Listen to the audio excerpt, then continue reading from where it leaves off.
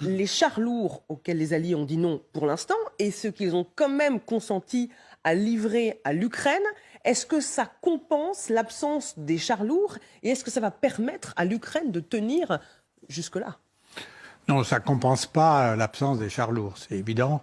Ce qui est quand même apporté par les États-Unis et puis les alliés occidentaux, c'est des capacités pour de l'infanterie mécanisée et puis des capacités d'artillerie supplémentaires, des choses très importantes. L'aide américaine est quand même majeure et comme depuis le début, ils sont déterminants. Rien qu'avec le raid, c'est à peu près 2 fois la valeur de l'équipement des armées françaises pour l'année 2022. Donc c'est très considérable. Maintenant, il manque les chars lourds. Alors les chars lourds, on avait glosé un peu sur les chars au début avec l'emploi qu'en ont fait les Russes, mais les chars lourds sont importants aussi bien pour bloquer les chars adverses que pour justement réaliser des ruptures et pénétrer plus avant dans les territoires occupés.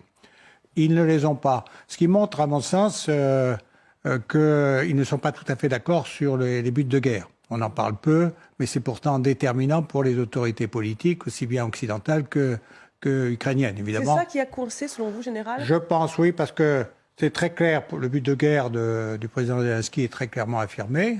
C'est la reprise de la totalité des territoires occupés, y compris la Crimée.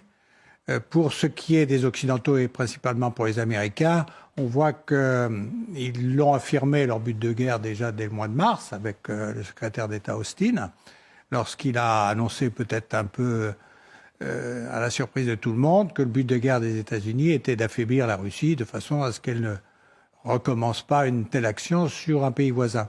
C'est donc qu'il y a une divergence. Et cette divergence n'est pas comblée, et on voit avec les déclarations du Joint Chief of Staff, le général Milley, lorsqu'il dit que la guerre va durer au moins 1 an et qu'il vraisemblablement n'arrivera pas à expulser les Russes de l'ensemble des territoires qui étaient inclus dans l'Ukraine reconnue internationalement.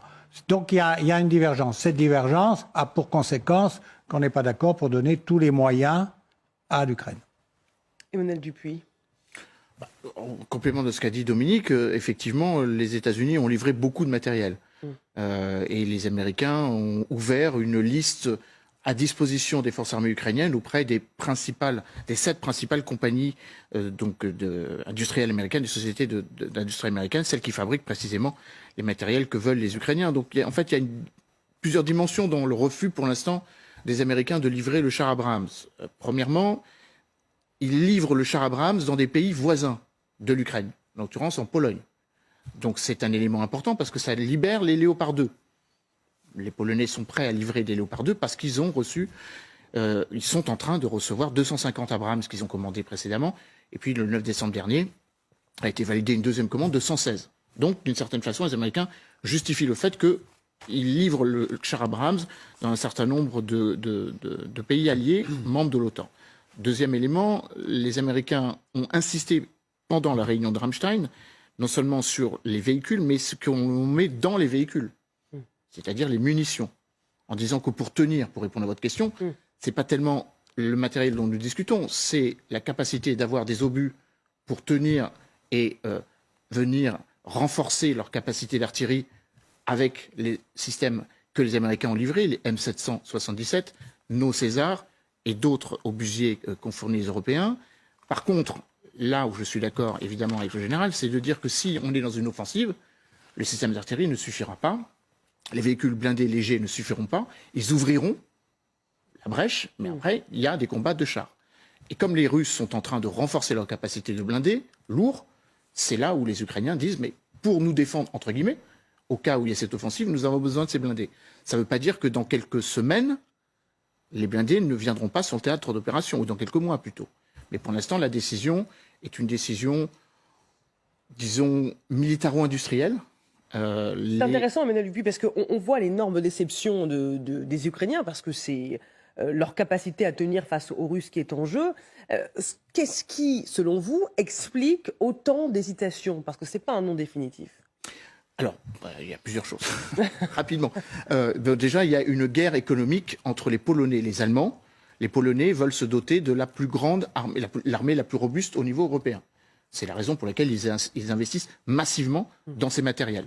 Les Abrams américains, les systèmes Patriot, donc les missiles solaires d'interception, et les capacités cyber, entre autres, avec la présence avérée désormais de 10 000 soldats américains sur le territoire. Les Allemands ont ce qu'ils appellent le Zeitenwende, c'est-à-dire la nouvelle ère, avec 100 milliards d'euros qui arrivent pour les 2 exercices budgétaires qui viennent, et donc eux aussi veulent investir massivement dans du matériel accessoirement américain.